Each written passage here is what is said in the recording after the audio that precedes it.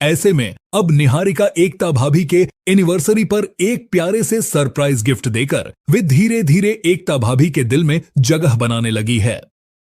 देखने में तो सब कुछ बहुत भावुक और मीठा लग रहा है, लेकिन अंदर ही अंदर निहारिका का असली प्लान शुरू हो चुका है। लगता है कि वह कदम दर कदम मित्तल परिवार के हर सदस्य के करीब जाकर राध्या को इस घर से दूर करने की पूरी तैयारी कर रही है। यही वजह है कि आज रात के एपिसोड में निहारिका की वजह से एक बड़ा ट्विस्ट देखने को मिल सकता है। क्या निहारिका सच में राध्या के खिलाफ चाल चलने वाली है या उसके मन में कुछ और योजना है? इसका जवाब मिलेगा आज रात के एपिसोड में, इसलिए पूरा एपिसोड मिस मत करना। लेकिन आगे ऐसा कुछ होगा कि एकता भाभी की एनिवर्सरी के दिन निहारिका खुद बुरी तरह फंस जाएगी। ना वो एकता भाभी के दिल में जगह बना पाएगी और ना ही पूरे परिवार में, क्योंकि राध्या आगे ऐसा रास्ता अपनाएगी कि वो न सिर्फ इस घर में बनी रहेगी बल्कि पूरे परिवार का प्यार भी जीत लेगी और निहारिका यह सब अपनी आंखों से देखकर मन ही मन जल उठेगी। खैर, दादी तो पहले से ही निहारिका के असली इरादों पर शक करती हैं, इसलिए वे फिर एक बार निहारिका से नाराज रहने वाली हैं। लेकिन इस बार प्रथम ने डिसाइड किया है कि वह राध्या का साथ बिल्कुल नहीं छोड़ेंगे। राध्या ने दिया प्रथम के बच्चे को जन्म। दादी और निहारिका के उड़े होश।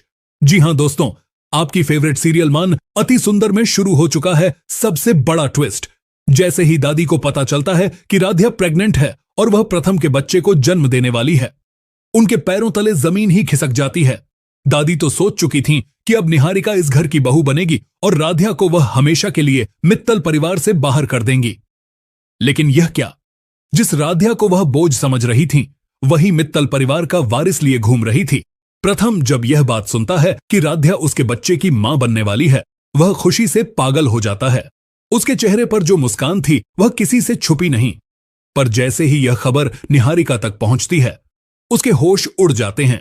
वह समझ ही नहीं पाती कि इतनी कोशिशों के बाद भी प्रथम उसके करीब क्यों नहीं आया और राध्या कब उसके दिल में जगह बना गई। उधर मित्तल हाउस बाहर से भले ही सामान्य दिखता था, लेकिन अंदर एक अजीब तनाव फैल चुका था। राध्या कुछ दिनों से लगातार कमजोर हो रही थी। चेहरा पीला, आंखों के नीचे काले घेरे, हाथों में कंपकंपी, चलते चलते चक्कर आ जाना। लेकिन उसने हर दर्द को छुपाए रखा ताकि किसी को कोई परेशानी न हो और दादी और निहारिका को ताने देने का बहाना न मिल जाए। करीब 1 महीने पहले रसोई में लगी मामूली कट से शुरू हुई उसकी समस्या अब एक गहरे इन्फेक्शन में बदल चुकी थी। लेकिन राध्या इसे काम का थकान मानकर डॉक्टर तक नहीं गई। इधर दादी और निहारिका अपनी अपनी चालें चलने में लगी थीं। दादी ने अपनी पुरानी आदत के अनुसार एक तेज घरेलू टॉनिक निकाला जिसे वह कमजोरी में देती थीं। लेकिन यह टॉनिक गलत मात्रा में खतरनाक हो सकता था। दादी ने सोचा, अगर राध्या कुछ दिनों तक बिस्तर पर ही रही तो शायद प्रथम का ध्यान निहारिका पर जाएगा। न इरादा बुरा था, न सोच सही, बस एक जल्दबाजी और बड़ी गलती। उसी रात उर्मी ने अनजाने में वही टॉनिक राध्या को पकड़ा दिया।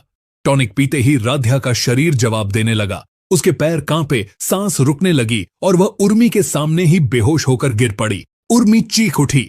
दादी डर से कोने में खड़ी रह गईं। किसी को समझ नहीं आया कि क्या हो गया। जब प्रथम कमरे में दौड़कर आया और उसने राध्या को जमीन पर गिरा देखा, उसके पैरों तले से जमीन खिसक गई। वह उसे तुरंत अस्पताल ले गया। कई जांचों के बाद डॉक्टर ने जो बताया वह किसी ने सपने में भी नहीं सोचा था। राध्या गर्भवती है। इन्फेक्शन और गिरा ब्लड शुगर अचानक लेबर में बदल गया है। प्रथम के चेहरे पर हैरानी, डर, खुशी सभी भाव एक साथ तैर गए। कई घंटों की कोशिशों के बाद राध्या ने एक स्वस्थ बच्चे को जन्म दिया। अस्पताल के कमरे की हल्की रोशनी में नन्हा बच्चा शांत सो रहा था और बाहर बैठा प्रथम अपनी आंखों के आंसू रोक नहीं पा रहा था। उसे गहरा पछतावा हो रहा था कि वह इतने दिनों तक राध्या की तकलीफ को समझ ही नहीं पाया। घर में यह खबर पहुंचते ही रजनी और ओमकार की खुशी का ठिकाना नहीं रहा। वे तो सपने में भी नहीं सोच सकते थे कि वे दादा दादी बनने वाले हैं।